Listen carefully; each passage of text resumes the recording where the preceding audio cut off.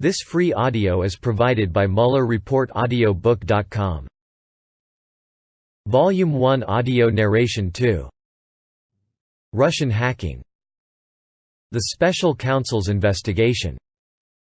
On May 17, 2017, Deputy Attorney General Rod J. Rosenstein, then serving as Acting Attorney General for the Russia investigation following the recusal of former Attorney General Jeff Sessions on March 2, 2016, appointed the Special Counsel to investigate Russian interference with the 2016 presidential election and related matters.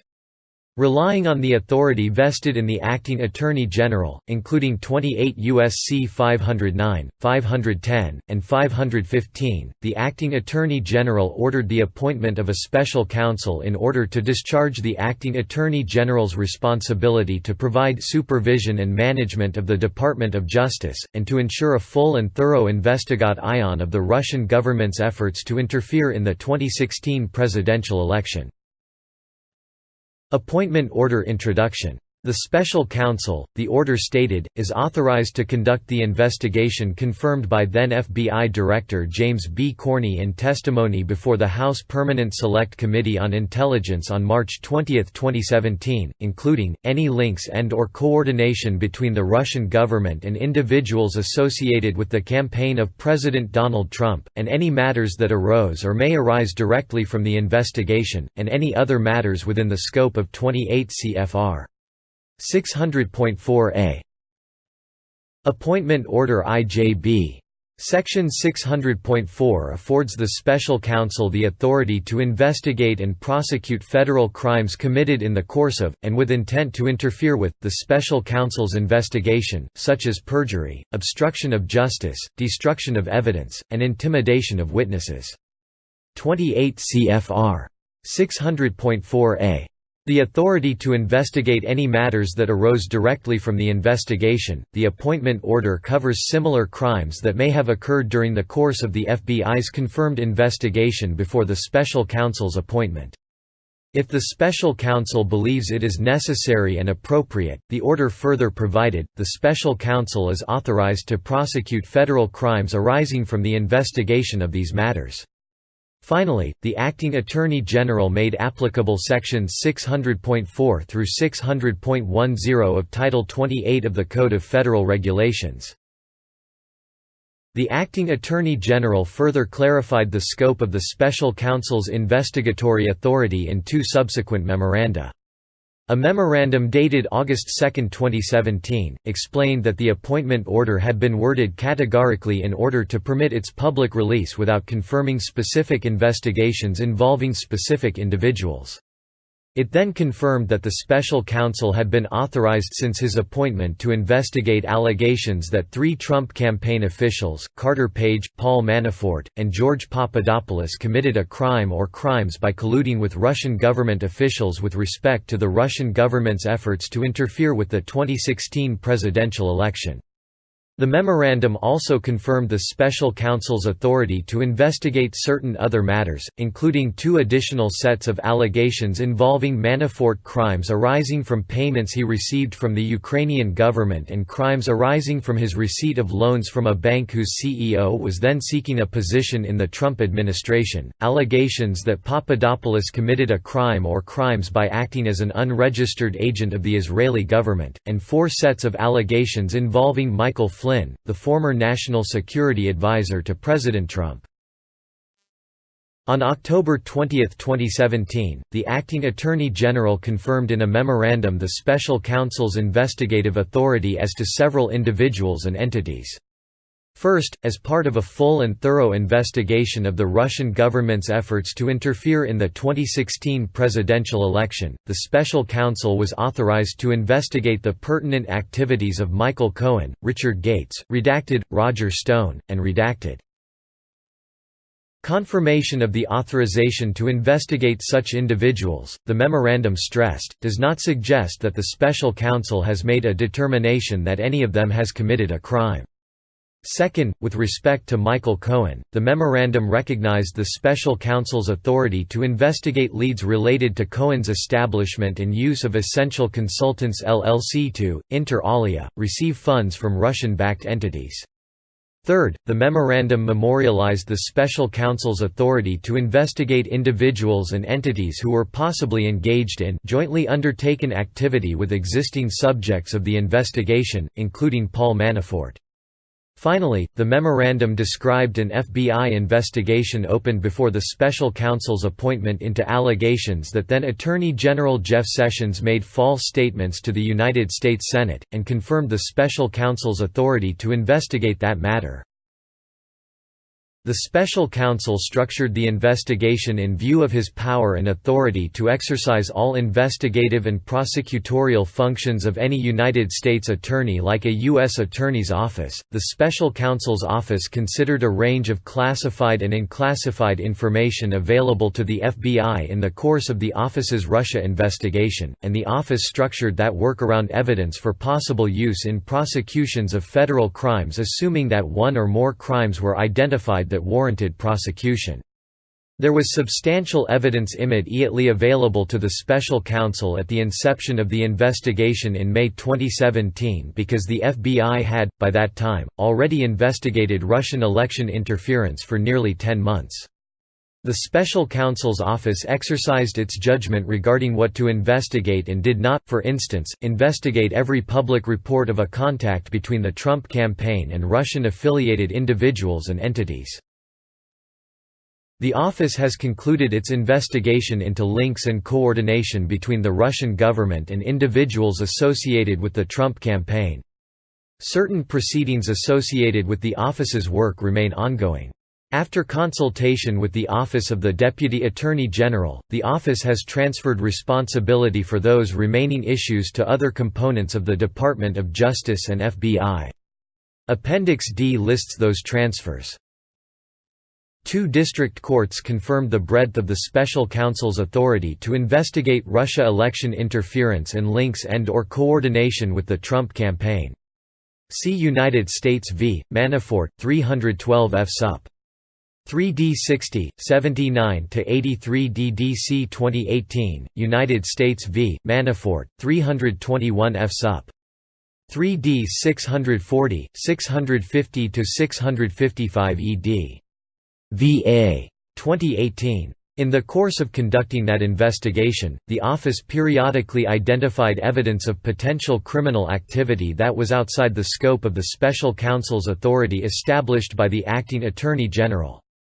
After consultation with the Office of the Deputy Attorney General, the office referred that evidence to appropriate law enforcement authorities, principally other components of the Department of Justice, and to the FBI. Appendix D summarizes those referrals. To carry out the investigation and prosecution of the matters assigned to him, the special counsel assembled a team that at its high point included 19 attorneys, 5 of whom joined the office from private practice and 14 on detail or assigned from other Department of Justice components. These attorneys were assisted by a filtered team of department lawyers and FBI personnel who screened materials obtained via court process for privileged information before turning those materials over to investigators, a support staff of 3 paralegals on detail from the department's antitrust division, and an administrative staff of 9 responsible for budget, finance, purchasing, human resources, records, facilities, security, information technology, and administrative support. The special counsel attorneys and support staff were co-located with and worked alongside approximately 40 FBI agents, intelligence analysts, forensic accountants, a paralegal, and professional staff assigned by the FBI to assist the special counsel's investigation. Those assigned FBI employees remained under FBI supervision at all times. The matters on which they assisted were supervised by the special counsel. During its investigation, the office issued more than 2,800 subpoenas under the auspices of a grand jury sitting in the District of Columbia, executed nearly 500 search and seizure warrants, obtained more than 230 orders for communications records under 18 U.S.C. Section 2703D, obtained almost 50 orders authorizing use of pen registers, made 13 requests to foreign governments pursuant to mutual legal assistance treaties, and interviewed approximately 500 witnesses, including almost 80 before a grand jury. From its inception, the office recognized that its investigation could identify foreign intelligence and counterintelligence information relevant to the FBI's broader national security mission. FBI personnel who assisted the office established Procedure S to identify and convey such information to the FBI. The FBI's Counterintelligence Division met with the office regularly for that purpose for most of the office's tenure. For more than the past year, the FBI also embedded personnel at the office who did not work on the special counsel's investigation, but whose purpose was to review the results of the investigation and to send in writing summaries of foreign intelligence and counterintelligence information to FBI HQ and FBI field offices. Those communications and other correspondence between the office and the FBI contain information derived from the investigation, not all of which is contained in this volume. This volume is a summary. It contains, in the office's judgment, that information necessary to account for the special counsel's prosecution and declination decisions and to describe the investigation's main factual results. Footnote: FBI personnel assigned to the special counsel's office were required to adhere to all applicable federal law and all department and FBI regulations, guidelines, and policies. An FBI attorney worked on FBI-related matters for the office, such as FBI compliance with all FBI policies and procedures, including the FBI's Domestic Investigations and Operations Guide Diog. That FBI attorney worked under FBI legal supervision, not the special counsel's supervision. 2. Russian Active Measures social media campaign. The first form of Russian election influence came principally from the Internet Research Agency, LLC IRA, a Russian organization funded by Yevgeny Viktorovich Prigozhin and companies he controlled, including Concord Management and Consulting LLC and Concord Catering, collectively Concord. The IRA conducted social media operations targeted at large U.S. audiences with the goal of sowing discord in the U.S. political system. These operations constituted active measures, Russian words, a term that typically refers to operations conducted by Russian security services aimed at influencing the course of international affairs. The IRA and its employees began operations targeting the United States as early as 2014. Using fictitious U.S. personas, IRA employees operated social media accounts and group pages designed to attract U.S. audiences. These groups and accounts, which addressed divisive U.S. political and social issues, falsely claimed to be controlled by U.S. activists. Over time, these social media accounts became a means to reach large U.S. audiences. IRA employees traveled to the United States in mid-2014 on an intelligence-gathering mission to obtain information and photographs for use in their social media posts. IRA employees posted derogatory information about a number of candidates in the 2016 U.S. presidential election. By early to mid-2016, IRA Operation S included supporting the Trump campaign and disparaging candidate Hillary Clinton. The IRA made various expenditures to carry out those activities, including buying political advertisements on social media in the names of U.S. persons and entities. Some IRA employees, posing as U.S. persons and without revealing their Russian association, communicated electronically with individuals associated with the Trump campaign and with other political activists to seek to coordinate political activities, including the staging of political rallies. 5 The investigation did not identify evidence that any U.S. persons knowingly or intentionally coordinated with the IRA's interference operation.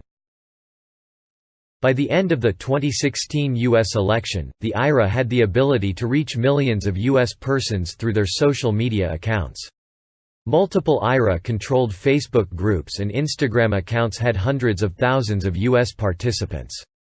IRA-controlled Twitter accounts separately had tens of thousands of followers, including multiple U.S. political figures who retweeted IRA-created content. In November 2017, a Facebook representative testified that Facebook had identified 470 IRA-controlled Facebook accounts that collectively made 80,000 posts between January 2015 and August 2017. Facebook estimated the IRA reached as many as 126 million persons through its Facebook accounts. In January 2018, Twitter announced that it had identified 3,814 IRA-controlled Twitter accounts and notified approximately 1.4 million people Twitter believed may have been in contact with an IRA-controlled account. A. Structure of the Internet Research Agency. Redacted. B. Funding and oversight from Concord and Prigozhin. Until at least February 2018, Yevgeny Viktorovich Prigozhin and two Concord companies funded the IRA. Prigozhin is a wealthy Russian businessman who served as the head of Concord. Sources reported on Prigozhin's ties to Putin, and the two have appeared together in public photographs. In May 2016, IRA employees, claiming to be U.S. social activists and administrators of Facebook groups, recruited U.S. persons to hold signs including one in front of the White House that read "Happy 55th Birthday Dear Boss," as an homage to Prigozhin, whose 55th birthday was on June 1, 2016. Redacted. C. The IRA targets U.S. elections. 1. The IRA ramps up U.S. operations as early as 2014. IRA employees also traveled to the United States on intelligence-gathering missions. In June 2014, 4 IRA employees applied to the U.S. Department of State to enter the United States, while lying about the purpose of their trip and claiming to be 4 friends who had met at a party. 38 Ultimately, 2 IRA employees, Anna Bogachova and Alexandra Krylova, received visas and entered the United States on June 4, 2014. 2. U.S. operations through IRA-controlled social media accounts. Dozens of IRA employees were responsible for operating accounts and personas on different U.S. social media platforms. The IRA referred to employees assigned to operate the social media accounts as specialists. Starting as early as 2014, the IRA's U.S. operations included social media specialists focusing on Facebook, YouTube, and Twitter. The IRA later added specialists who operated on Tumblr and Instagram accounts. Initially, the IRA created social media accounts that pretended to be the personal accounts of U.S. persons. By early 2015, the IRA began to create larger social media groups or public social media pages that claimed falsely to be affiliated with U.S. political and grassroots organizations. In certain cases, the IRA created accounts that mimicked real U.S. organizations. For example, one IRA-controlled Twitter account, @10_GOP, purported to be connected to the Tennessee Republican Party. More commonly, the IRA created accounts in the names of fictitious U.S. organizations and grassroots groups and used these accounts to pose as anti-immigration groups, Tea Party activists, Black Lives Matter protesters, and other U.S. social and political activists.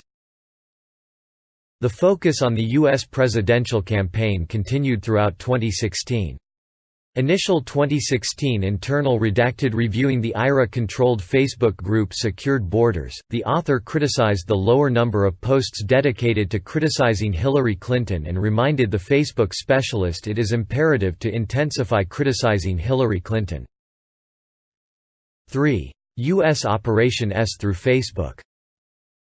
Many IRA operations used Facebook accounts created and operated by its specialist.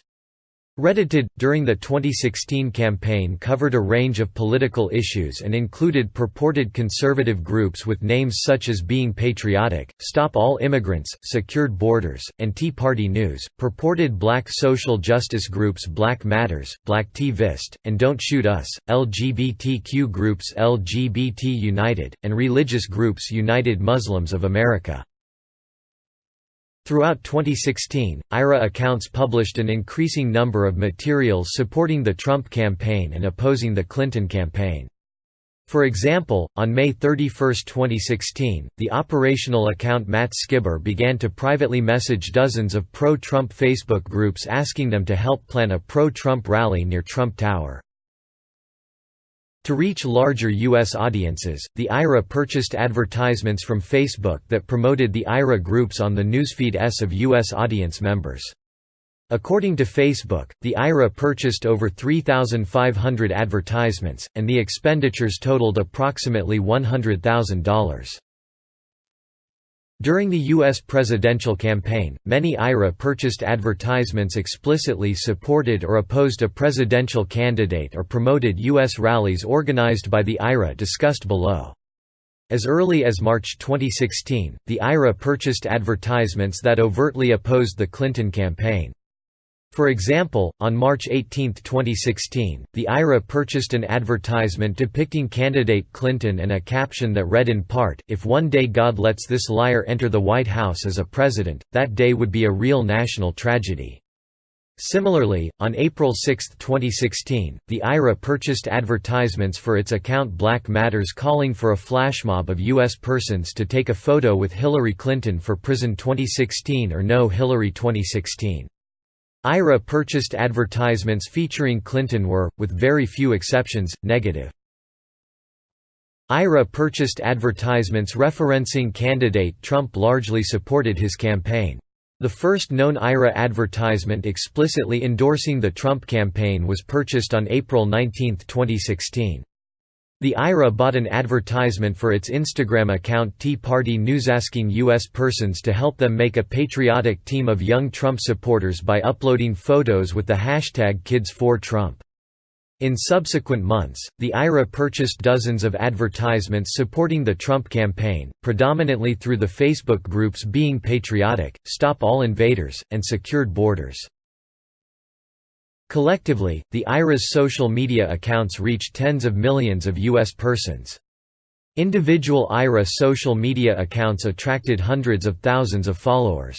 For example, at the time they were deactivated by Facebook in mid-2017, the IRA's United Muslims of America Facebook group had over 300,000 followers, the Don't Shoot Us Facebook group had over 250,000 followers, the Being Patriotic Facebook group had over 200,000 followers, and the Secured Borders Facebook group had over 130,000 followers.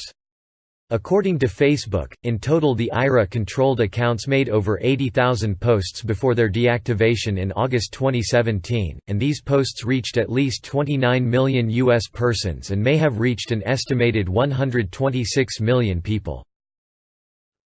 4. U.S. operations through Twitter.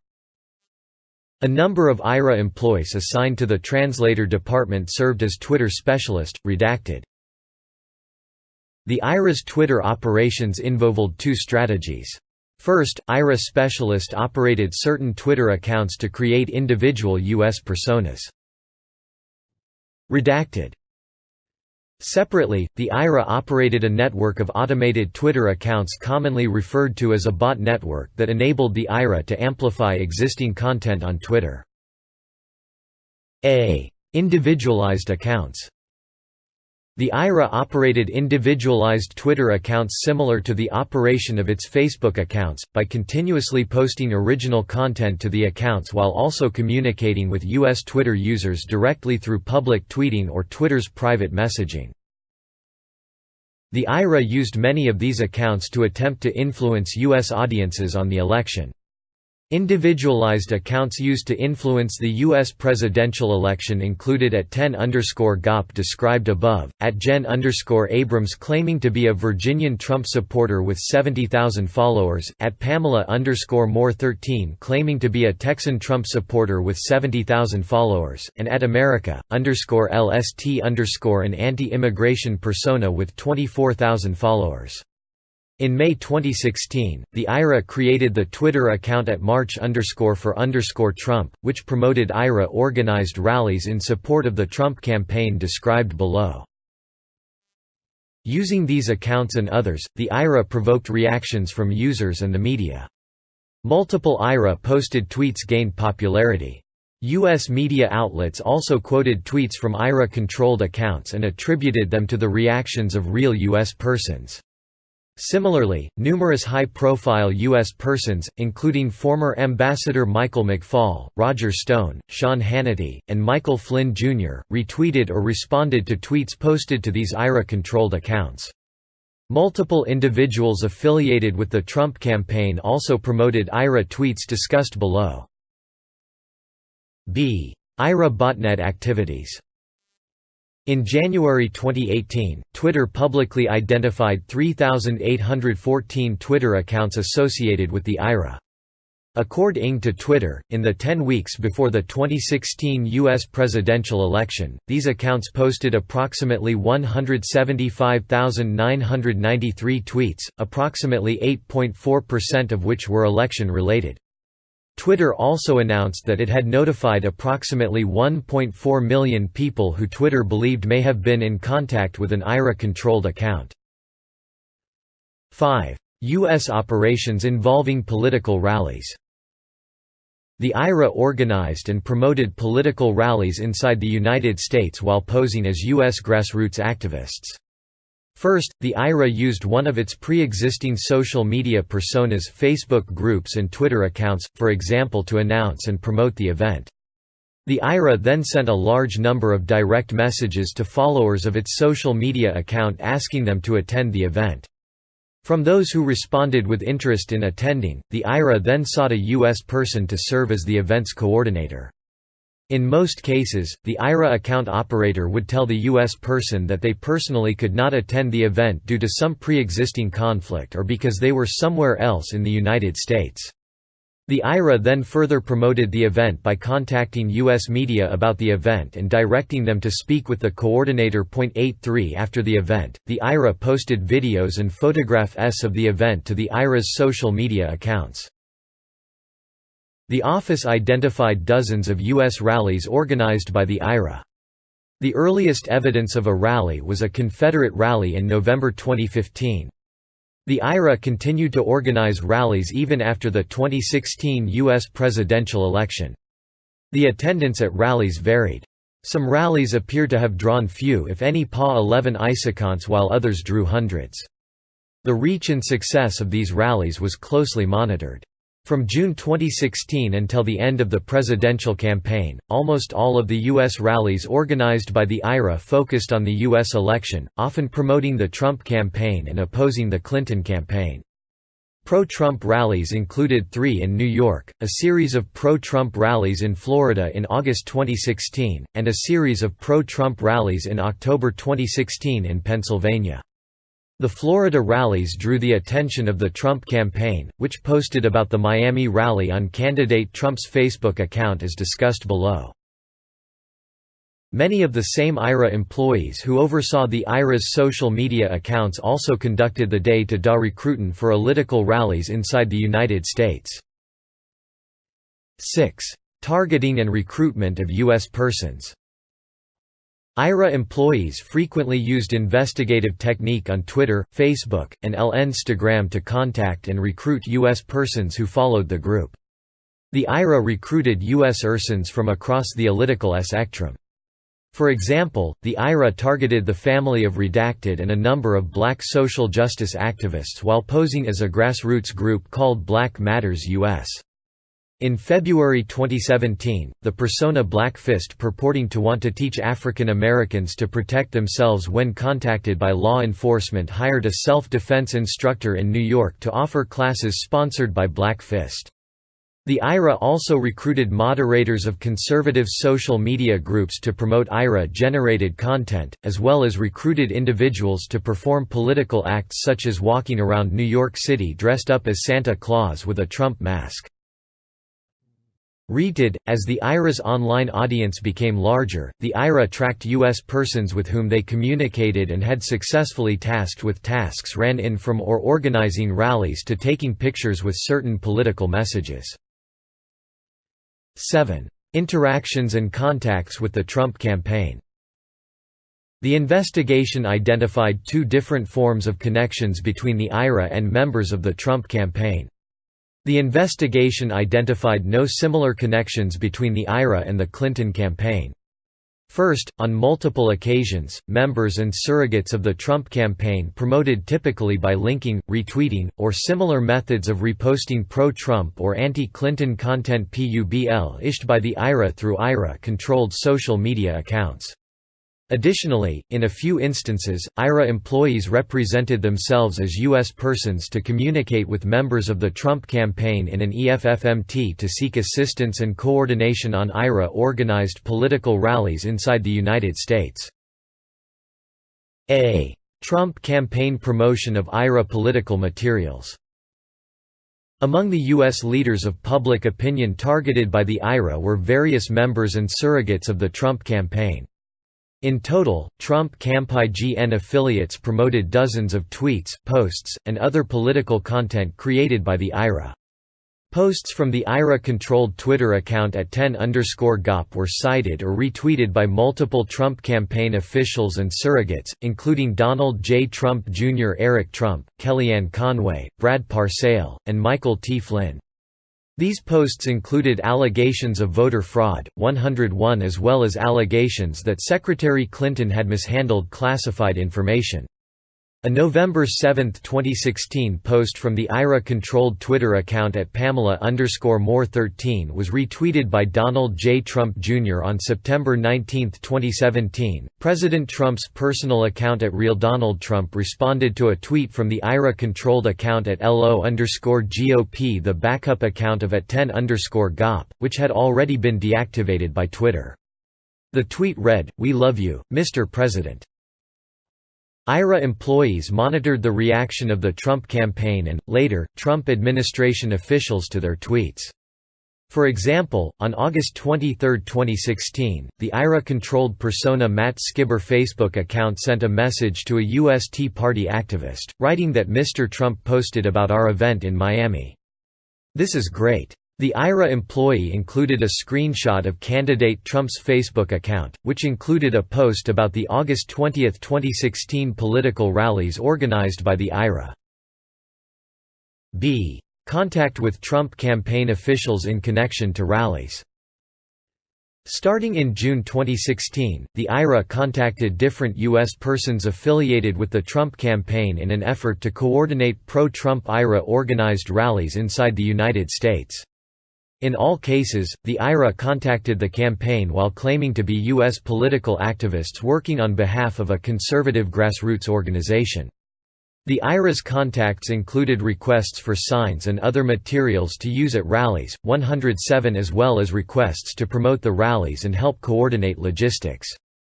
108. While certain campaign volunteers agreed to provide the requested support, for example, agreeing to set aside a number of signs, the investigation has not identified evidence that any Trump campaign official understood the requests were coming from foreign nationals. In sum, the investigation established that Russia interfered in the 2016 presidential election through the Active Measures social media campaign carried out by the IRA, an organization funded by Prigozhin and companies that he controlled. As explained further in Volume 1, Section VA, Infra, the office concluded and a grand jury has alleged that Prigozhin, his companies, and IRA employees violated U.S. law through these operations, principally by undermining through deceptive acts the work of federal agencies charged with regulating foreign influence in U.S. elections. Russian hacking and dumping operations. Beginning in March 2016, units of the Russian Federation's main intelligence directorate of the General Staff GRU hacked the computers and email accounts of organizations, employees, and volunteers supporting the Clinton campaign, including the email account of campaign chairman John Podesta.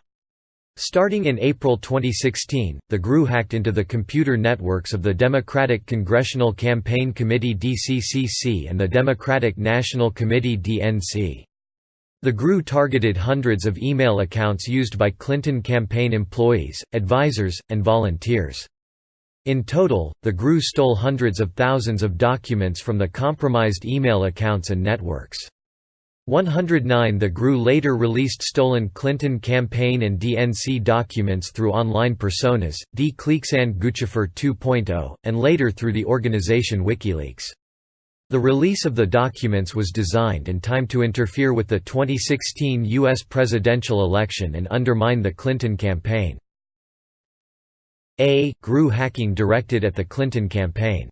1. GRU units target the Clinton campaign. 2. Military units of the GRU carried out the computer intrusions into the Clinton campaign, DNC, and DCCC. Military units 26,165 and 74,455. Military Unit 26165 is a GRU cyber unit dedicated to targeting military, political, governmental, and non-governmental organizations outside of Russia, including in the United States. The unit was subdivided into departments with different specialties. One department, for example, developed specialized malicious software malware, while another department conducted large-scale spearphishing campaigns, a Bitcoin mining operation to secure bitcoins used to purchase computer infrastructure used in hacking operations. Military Unit 74455 is a related GRU unit with multiple departments that engaged in cyber operations. Unit 74455 assisted in the release of documents stolen by Unit 26165, the promotion of those releases, and the publication of anti-Clinton content on social media accounts operated by the GRU. Officers from Unit 74455 separately hacked computers belonging to state boards of elections, secretaries of state, and U.S. companies that supplied software and other technology related to the administration of U.S. elections. Beginning in mid-March 2016, Unit 26165 had primary responsibility for hacking the DCCC and DNC, as well as email accounts of individuals affiliated with the Clinton campaign. Unit 26165 used investigative technique Redacted. Redacted began before the GRU had obtained any credentials or gained access to these networks, indicating that the later DCCC and DNC intrusions were not crimes of opportunity but rather the result of targeting. GRU officers also sent hundreds of spearphishing emails to the work and personal email accounts of Clinton campaign employees and volunteers. Between March 10, 2016 and March 15, 2016, Unit 26165 appears to have sent approximately 90 spearphishing emails to email accounts at hillaryclinton.com. Starting on March 15, 2016, the GRU began targeting Google email accounts used by Clinton campaign employees, along with a smaller number of DNC.org email accounts. The GRU spearphishing operation enabled it to gain access to numerous email accounts of Clinton campaign employees and volunteers, including campaign chairman John Podesta, junior volunteers assigned to the Clinton campaign's advance team, informal Clinton campaign advisors, and a DNC employee. GRU officers stole tens of thousands of emails from spearphishing victims, including various Clinton campaign-related communications. 2. Intrusions into the DCCC and DNC networks. A. Initial access. By no later than April 12, 2016, the GRU had gained access to the DCCC computer network using the credentials stolen from a DCCC employee who had been successfully spearphished the week before. Over the ensuing weeks, the GRU traversed the network, identifying different computers connected to the DCCC network. By stealing network access credentials along the way, including those of IT administrators with unrestricted access to the system, the GRU compromised approximately 29 different computers on the DCCC network.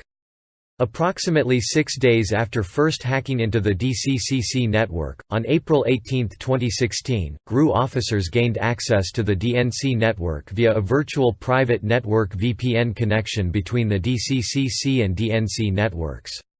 Between April 18, 2016 and June 8, 2016, Unit 26165 compromised more than 30 computers on the DNC network, including the DNC mail server and shared file server.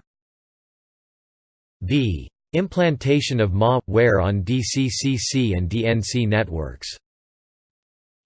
Unit 26165 implanted on the DCCC and DNC networks two types of customized malware, known as X-Agent and X-Tunnel, Mimikits, a credential harvesting tool, and RAR.X, a tool used in these intrusions to compile and compress materials for exfiltration. X-Agent was a multi-function hacking tool that allowed Unit 26165 to log keystrokes, take screenshots, and gather other data about the infected computers, e.g., file directories, operating systems. X-tunnel was a hacking tool that created an encrypted connection between the victim DCCC, DNC computers and GRU-controlled computers outside the DCCC and DNC networks that was capable of large-scale data transfers. 5 GRU officers then used X-tunnel to exfiltrate stolen data from the victim computers. To operate X-agent and X-tunnel on the DCCC and DNC networks, Unit 26165 officers set up a group of computers outside those networks to communicate with the implanted malware. 126 The first set of GRU-controlled computers, known by the GRU as middle servers, sent and received messages to and from malware on the DNC, DCCC networks. The middle servers, in turn, relayed messages to a second set of GRU-controlled computers, labeled internally by the GRU as an AMS panel. The AMS panel, Russian name, served as a nerve center through which GRU officers monitored and directed the malware's operations on the DNC, DCCC networks. The Arizona-based AMS panel also stored thousands of files containing keylogging sessions captured through X-agent. These sessions were captured as GRU officers monitored DCCC and DNC employees' work on infected computers regularly between April 2016 and June 2016. Data captured in these keylogging sessions included passwords, internal communications between employees, banking information, and sensitive personal information. C. Theft of documents from DNC and DCCC networks. Officers from Unit 26165 stole thousands of documents from the DCCC and DNC networks, including significant amounts of data pertaining to the 2016 U.S. federal elections. Stolen documents included internal strategy documents, fundraising data, opposition research, and emails from the work inboxes of DNC employees. The GRU began stealing DCCC data shortly after it gained access to the network. On April 14, 2016, approximately 3 days after the initial intrusion, GRU officers downloaded rar.x onto the DCCC's document server. The following day, the GRU searched one compromised DCCC computer for files containing search terms that included Hillary, DNC, Cruz, and Trump. On April 25, 2016, the GRU collected and compressed PDF and Microsoft documents from folders on the DCCC's shared file server that pertained to the 2016 election. The GRU appears to have compressed and exfiltrated over 70 gigabytes of data from this file server. The GRU also stole documents from the DNC network shortly after gaining access. On April 22, 2016, the GRU copied files from the DNC network to GRU-controlled computers. Stolen documents included the DNC's opposition research into candidate Trump. Between approximately May 25, 2016 and June 1, 2016, GRU officers accessed the DNC's mail server from a GRU-controlled computer leased inside the United States. During these connections, Unit 26165 officers appear to have stolen thousands of emails and attachment S, which were later released by WikiLeaks in July 2016. B. Dissemination of the hacked materials.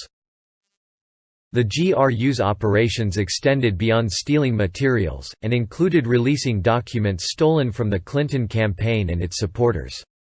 The GRU carried out the anonymous release through 2 fictitious online personas that it created, DCLeaks and Guccifer 2.0, and later through the organization WikiLeaks. 1. DCLeaks. The GRU began planning the releases at least as early as April 19, 2016, when Unit 26165 registered the domain DCLeaks.com through a service that anonymized the registrant. Unit 26165 paid for the registration using a pool of Bitcoin that it had mined. The DCLeaks.com landing page pointed to different tranches of stolen documents, arranged by victim or subject matter. Other DCLeaks.com pages contained indexes of the stolen emails that were being released bearing the sender, recipient, and date of the email. To control access and the timing of releases, pages were sometimes password protected for a period of time and later made unrestricted to the public. Starting in June 2016, the GRU posted stolen documents onto the website DCLeaks.com, including documents stolen from a number of individuals associated with the Clinton campaign. These documents appeared to have originated from personal email accounts, in particular, Google and Microsoft accounts, rather than the DNC and DCCC computer networks. DCLeaks victims included an advisor to the Clinton campaign, a former DNC employee and Clinton campaign employee, and 4 other campaign volunteers. The GRU released through DCLeaks.com thousands of documents, including personal identifying and financial information, internal correspondence related to the Clinton campaign and prior political jobs, and fundraising files and information. GRU officers operated a Facebook page under the DCLeaks moniker, which they primarily used to promote releases of materials. The Facebook page was administered through a small number of pre-existing GRU control-led Facebook accounts. GRU officers also used the DCLeaks Facebook account, the Twitter account @DCLeaks_, and the email account dcleaksproject@gmail.com to communicate privately with reporters and other U.S. persons. GRU officers using the DCLeaks persona gave certain reporters early access to archives of leaked files by sending them links and passwords to pages on the DCLeaks.com website that had not yet become public. For example, on July 14, 2016, GRU officers operating under the DCLeaks persona sent a link and password for a non-public DCLeaks webpage to a U.S. reporter via the Facebook account. Similarly, on September 14, 2016, GRU officers sent reporters Twitter direct messages from @DCLeaks_, with a password to another non-public part of the DCLeaks.com website. The DCLeaks.com website remained operational and public until March 2017. 2. Guccifer 2.0. On June 14, 2016, the DNC and its cyber response team announced the breach of the DNC network and suspected theft of DNC documents. In the statements, the cyber response team alleged that Russian state-sponsored actors, which they referred to as Fancy Bear, were responsible for the breach. Apparently in response to that announcement, on June 15, 2016, GRU officers using the persona Guccifer 2.0 created a WordPress blog. In the hours leading up to the launch of that WordPress blog, GRU officers logged into a Moscow-based server used and managed by Unit 74455 and searched for a number of specific words and phrases in English, including some hundred sheets, Illuminati, and worldwide known.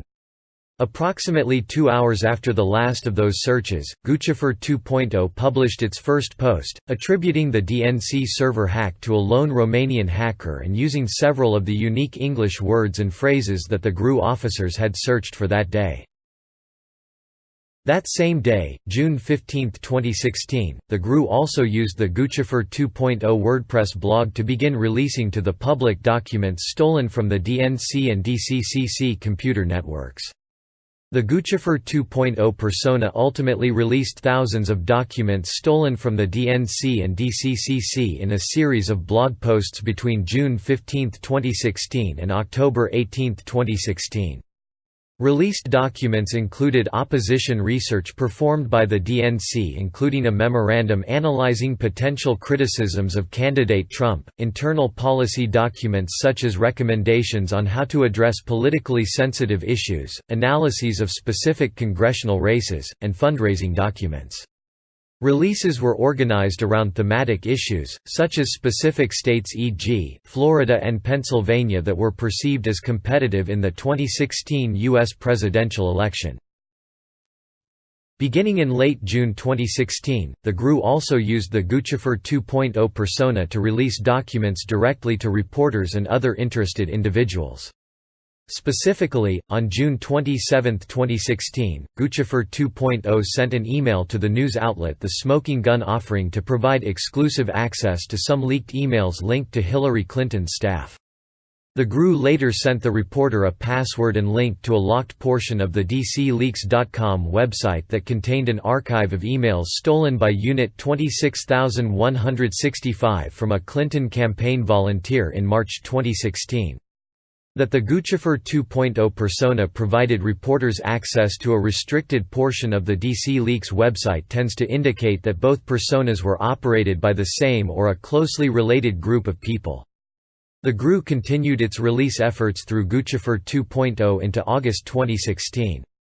For example, on August 15, 2016, the Guccifer 2.0 persona sent a candidate for the U.S. Congress documents related to the candidate's opponent.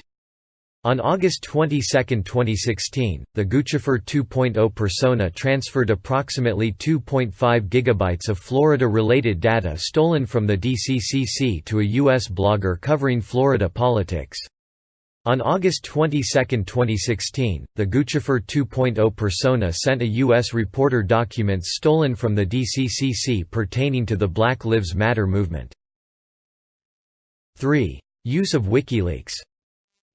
In order to expand its interference in the 2016 U.S. presidential election, the GRU units transferred many of the documents they stole from the DNC and the chairman of the Clinton campaign to WikiLeaks. GRU officers used both the DCLeaks and Guccifer 2.0 personas to communicate with WikiLeaks through Twitter private messaging and through encrypted channels, including possibly through WikiLeaks's private communication system. WikiLeaks expressed opposition toward the Clinton campaign. WikiLeaks, and particularly its founder Julian Assange, privately expressed opposition to candidate Clinton well before the first release of stolen documents.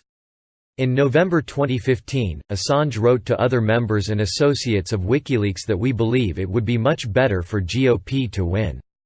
Dems plus media plus liberals would sync then form a bloc to reign in their worst qualities.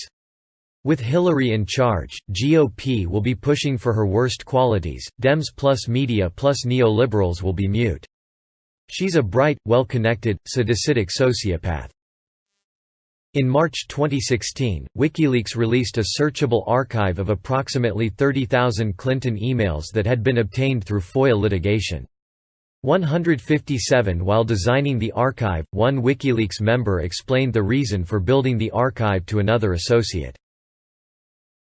"We want this repository to become the place to search for background on Hillary's plotting at the State Department during 2009 to 2013. Firstly because it's useful and will annoy Hillary, but secondly because we want to be seen to be a resource player in the U.S. election, because EITSIC may encourage people to send us even more important leaks." WikiLeaks's first contact with Guccifer 2.0 and DCLeaks. Shortly after the GRU's first release of stolen documents through DCLeaks.com in June 20, GRU officers also used the DCLeaks persona to contact WikiLeaks about possible coordination in the future release of stolen emails. On June 14, 2016, @DCLeaks_ sent a direct message to @WikiLeaks, noting, "You announced your organization was preparing to publish more Hillary's emails. We are ready to support you. We have some sensitive information too, in particular, her financial documents. Let's do it to Ether. What do you think about publishing our info at the same moment? Thank you." Around the same time, WikiLeaks initiated communications with the GRU persona Guccifer 2.0 shortly after it was used to release documents stolen from the DNC.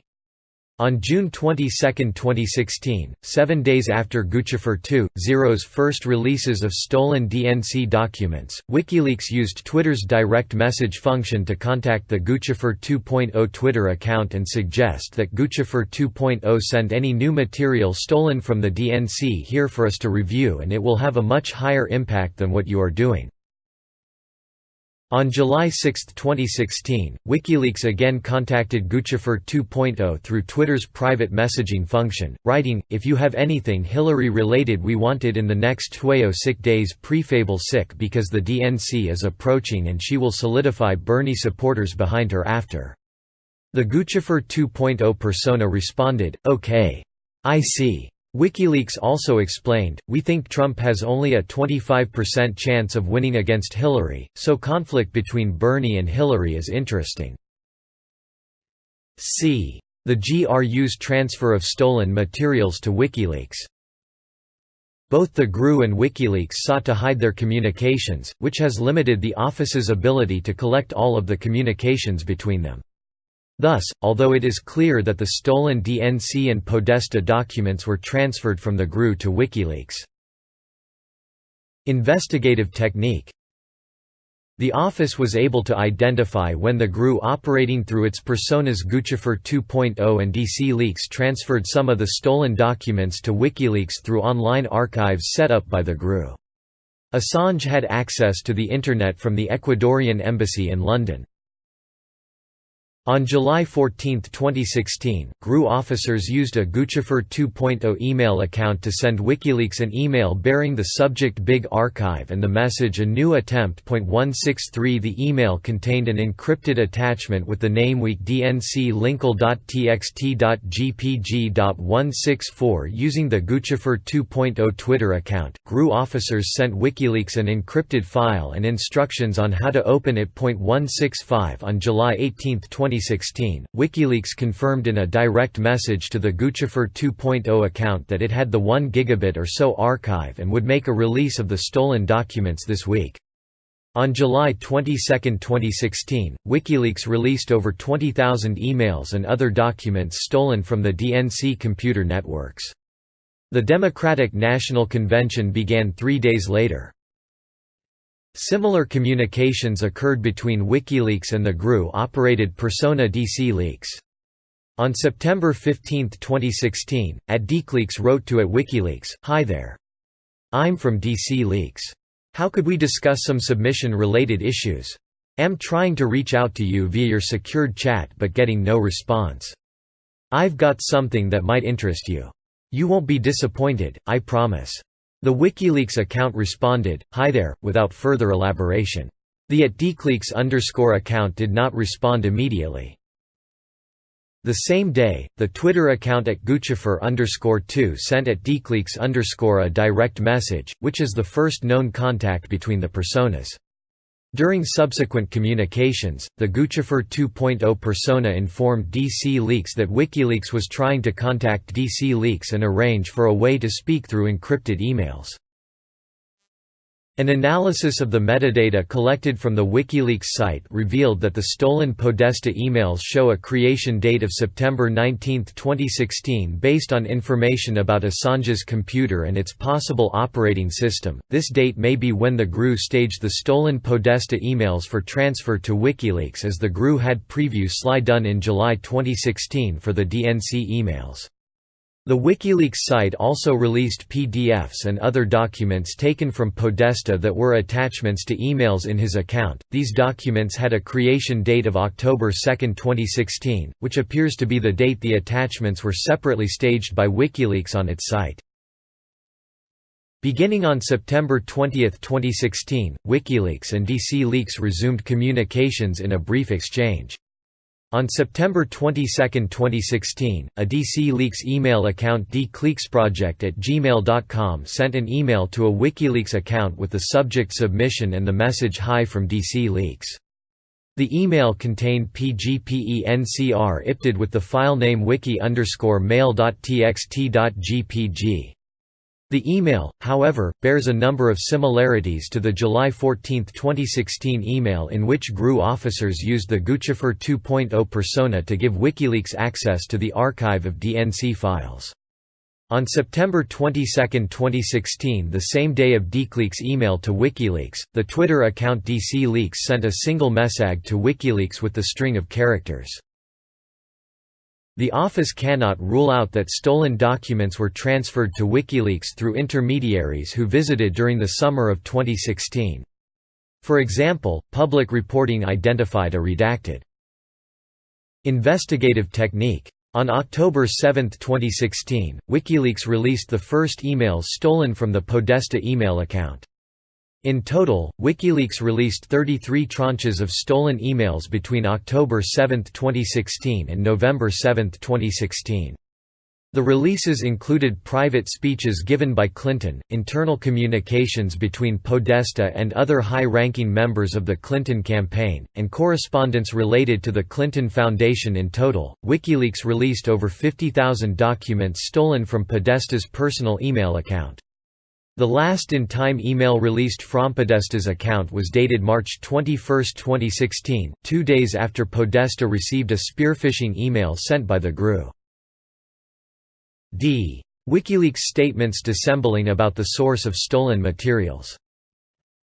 As reports attributing the DNC and DCCC hacks to the Russian government emerged, WikiLeaks and Assange made several public statements apparently designed to obscure the source of the materials that WikiLeaks was releasing.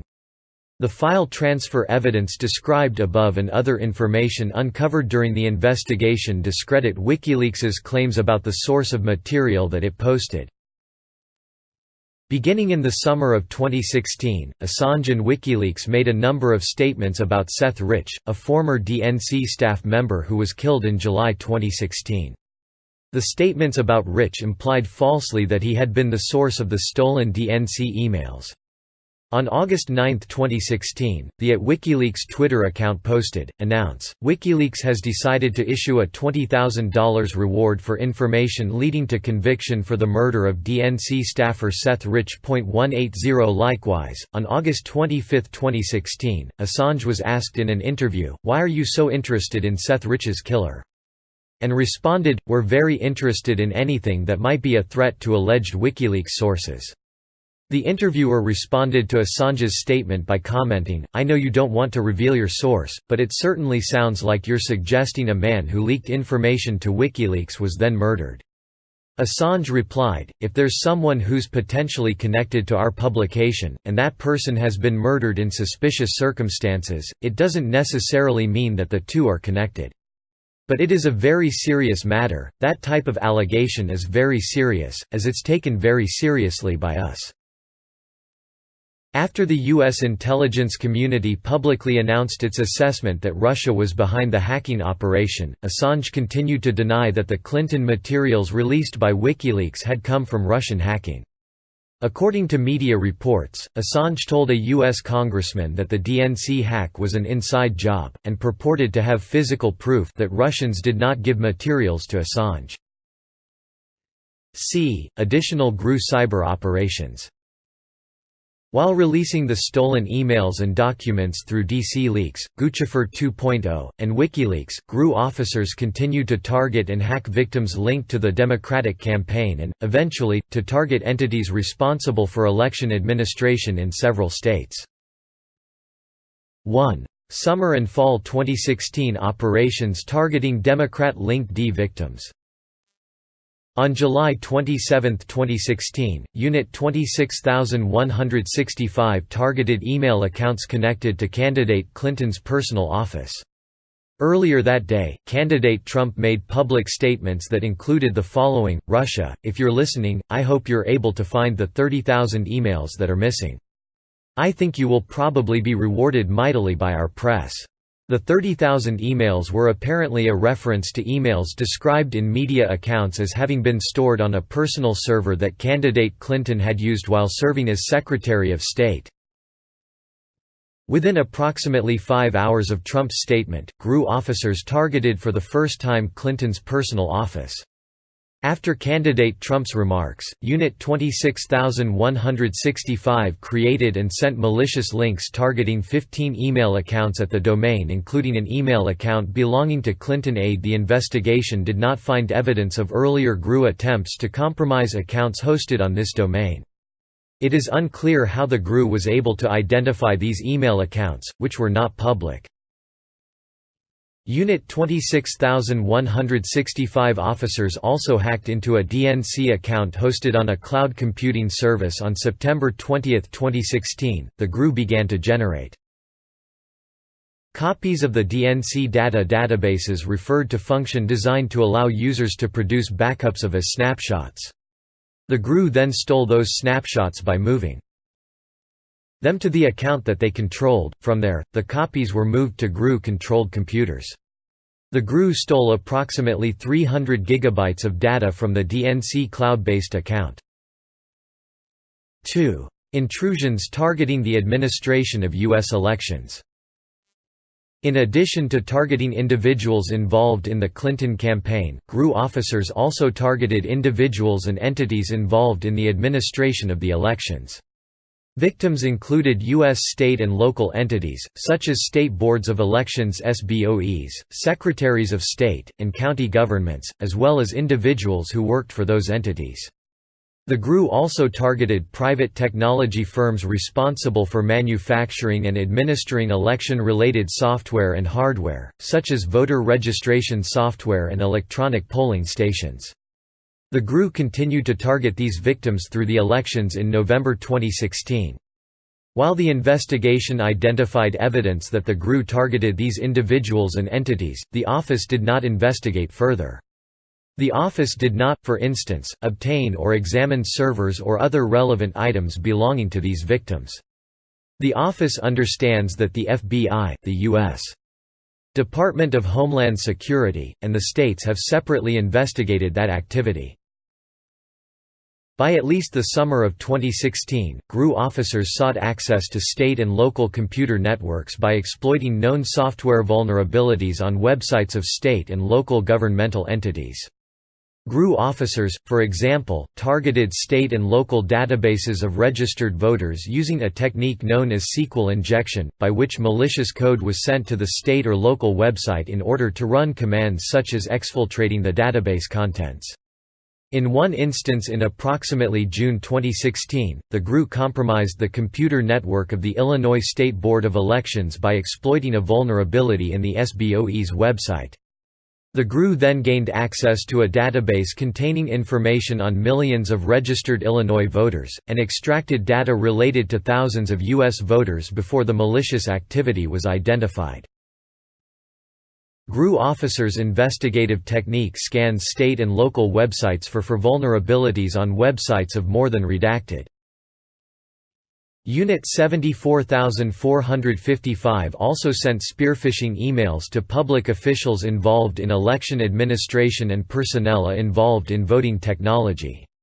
In August 2016, GRU officers targeted employees of a voting technology company that developed software used by numerous U.S. counties to manage voter rolls, and installed malware on the company network. Similarly, in November 2016, the GRU sent spearphishing emails to over 120 email accounts used by Florida county officials responsible for administering the 2016 U.S. election. The spearphishing emails contained an attached Word document coded with malicious software commonly referred to as a Trojan that permitted the GRU to access the infected computer. The FBI was separately responsible for this investigation.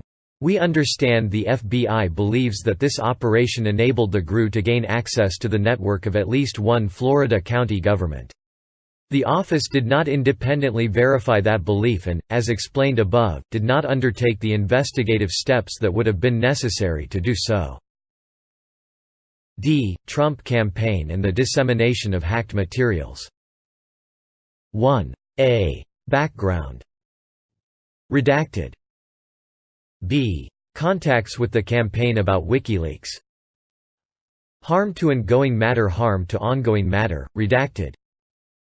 Michael Cohen, former executive vice president of the Trump Organization and Special, redacted.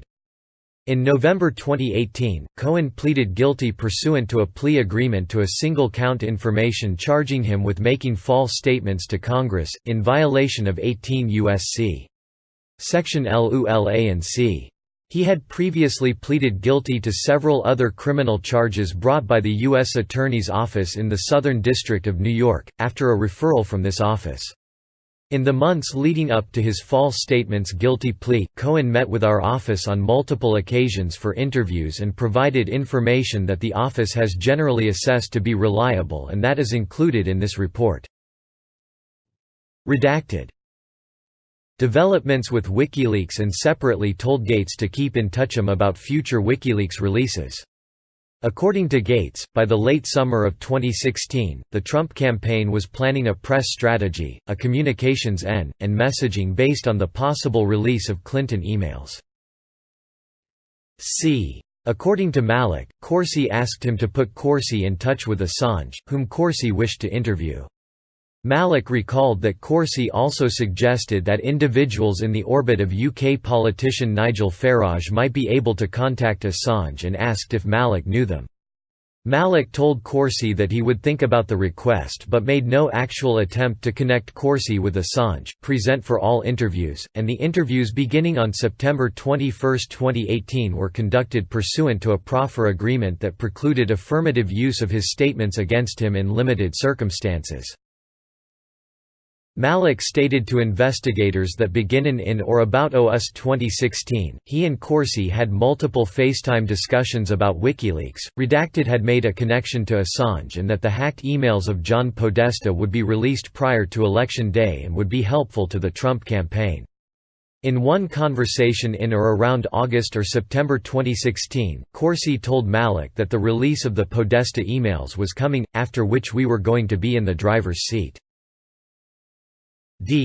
WikiLeaks's October 7, 2016 release of stolen Podesta emails. On October 7, 2016, 4 days after the Assange press conference, The Washington Post published an Access Hollywood video that captured comments by candidate Trump some years earlier and that was expected to adversely affect the campaign.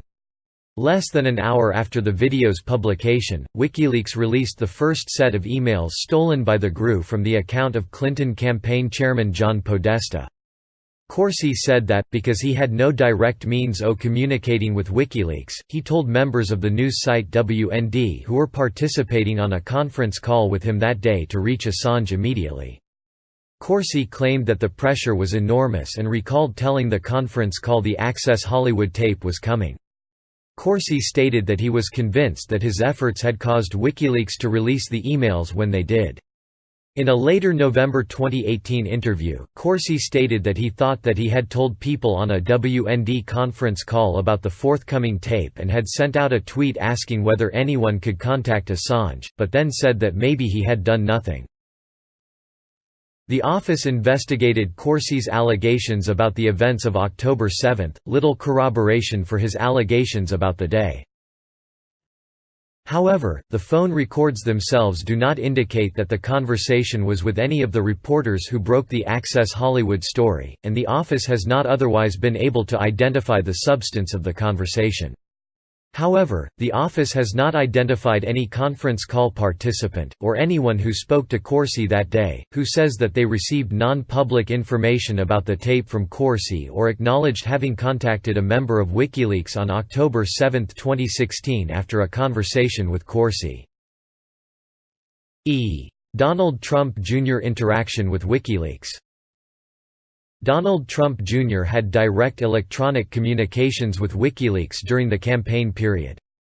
On September 20, 2016, an individual named Jason Fishbein sent WikiLeaks the password for an unlaunched website focused on Trump's unprecedented and dangerous ties to Russia, PutinTrump.org. WikiLeaks publicly tweeted, "Let's bomb Iraq, Progress for America PAC to launch PutinTrump.org" at 9:30 a.m. Oops, PW is PutinTrump.org. Several hours later, WikiLeaks sent a Twitter direct message to Donald Trump Jr. A PAC-run anti-Trump site PutinTrump.org is about to launch. The PAC is a recycled pro-Iraq war PAC. We have guessed the password. It is PutinTrump, see about for who is behind it. Any comments? Several hours later, Trump Jr. emailed a variety of senior campaign staff. "Guys, I got a weird Twitter DM from WikiLeaks. See below. I tried the password and it works and the About section they reference contains the next pie in terms of who is behind it. Not sure if this is anything but it seems like it's really WikiLeaks asking me as I follow them and it is a DM. Do you know the people mentioned and what the conspiracy they're looking for could be? These are just screenshots but it's a fully built out page claiming to be a PAC. Let me know your thoughts and if we want to look into it." Trump Jr. attached a screenshot of the About page for the unlaunched site PutinTrump.org. The next day after the website had launched publicly, Trump Jr. sent a direct message to WikiLeaks, "Off the record, I don't know who that is but I'll ask around. Thanks." On October 3, 2016, WikiLeaks sent another direct message to Trump Jr., asking you guys to help disseminate a link alleging candidate Clinton had advocated using a drone to target Julian Assange. Trump Jr. responded that he already had done so, and asked, "What's behind this Wednesday leak I keep reading about?" WikiLeaks did not respond. On October 12, 2016, WikiLeaks wrote again that it was great to see you and your dad talking about our publications. Strongly suggest your dad tweets this link if he mentions us WLSearch.tk. WikiLeaks wrote that the link would help Trump in digging through leaked emails and stated, "We just released Podesta Emails Part 4." 2 days later, Trump Jr. publicly tweeted the WLSearch.tk link. 2. Other potential campaign interest in Russian-hacked materials. Throughout 2016, the Trump campaign expressed interest in Hillary Clinton's private email server and whether approximately 30,000 emails from that server had in fact been permanently destroyed, as reported by the media. Several individuals associated with the campaign were contacted in 2016 about various efforts to obtain the missing Clinton emails and other stolen material in support of the Trump campaign. Some of these contacts were met with escapism, and nothing came of them, others were pursued to some degree.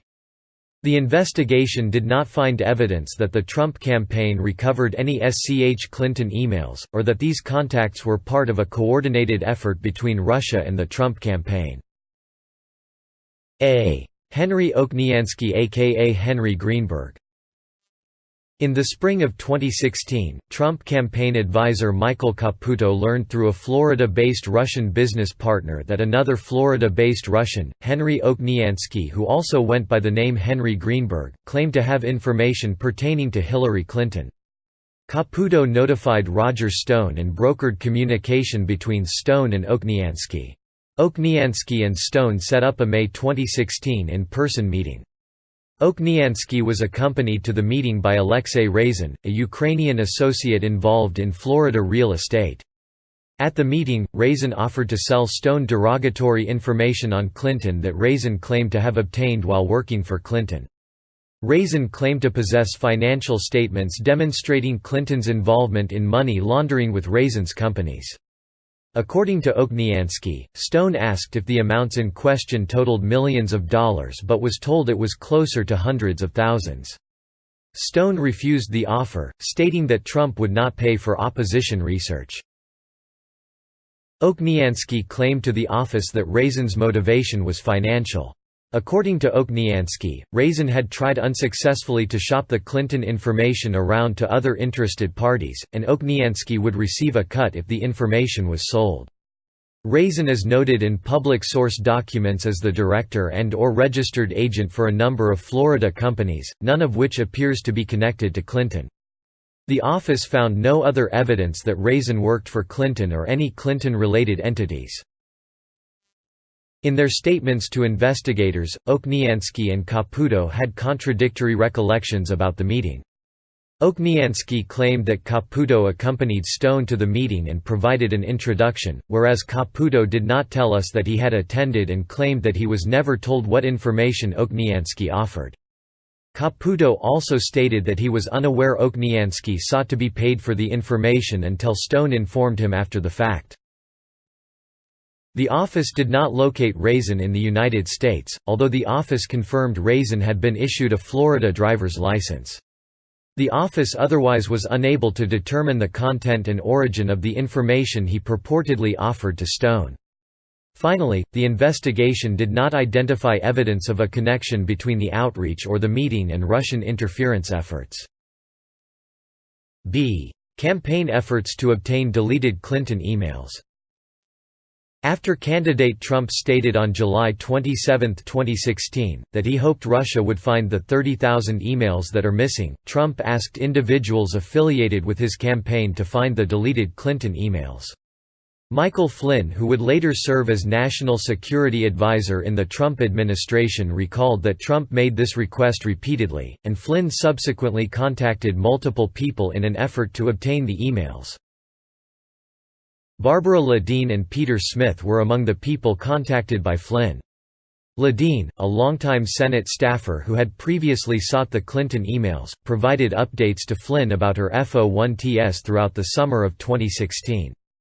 Smith, an investment advisor who was active in Republican politics, also attempted to locate and obtain the deleted Clinton emails. Ladine began her efforts to obtain the Clinton emails before Flynn's request, as early as December 2015. On December 3, 2015, she emailed Smith a proposal to obtain the emails, stating, "Here is the proposal I briefly mentioned to you. The person I described to you would be happy to talk with you either in person or over the phone. The person can get the emails which 1. Were classified and 2. Were purloined by our enemies. That would demonstrate what needs to be demonstrated." Attached to the email was a 25-page proposal stating that the Clinton email server was, in all likelihood, breached long ago, and that the Chinese, Russian, and Iranian intelligence services could reassemble the server's email content. The proposal called for a 3-phase approach. The first 2 phases consisted of open-source analysis. The third phase consisted of checking with certain intelligence sources that have access through liaison work with various foreign services to determine if any of those services had gotten to the server. The proposal noted, even if a single email was recovered and the providence SIC of that email was a foreign service, it would be catastrophic to the Clinton campaign. Smith forwarded the email to 2 colleagues and wrote, "We can discuss to whom it should be referred." On December 16, 2015, Smith informed Ladine that he declined to participate in her initiative. According to one of Smith's business associates, Smith believed Ladine's initiative was not viable at that time. Just weeks after Trump's July 2016 request to find the Clinton emails, however, Smith tried to locate and obtain the emails himself. He created a company, raised tens of thousands of dollars, and recruited security experts and business associates. Smith made claims to others involved in the effort and those from whom he sought funding that he was in contact with hackers with ties and affiliations to Russia who had access to the emails, and that his efforts were coordinated with the Trump campaign. On August 28, 2016, Smith sent an email from an encrypted account with the subject sec. Clinton's unsecured private email server to an undisclosed list of recipients, including campaign co-chairman Sam Clovis. The email stated that Smith was finishing 2 days of sensitive meetings here in D.C. with involved groups to poke and probe on the above. It is clear that the Clintons' home-based, unprotected server was hacked with ease by both state-related players, and private mercenaries. Parties with varying interests, are circling to release ahead of the election. On September 2, 2016, Smith directed a business associate to establish KLS Research LLC in furtherance of his search for the deleted Clinton emails. One of the purposes of KLS Research was to manage the funds Smith raised in support of his initiative. KLS Research received over $30,000 during the presidential campaign, although Smith represented that he raised even more money.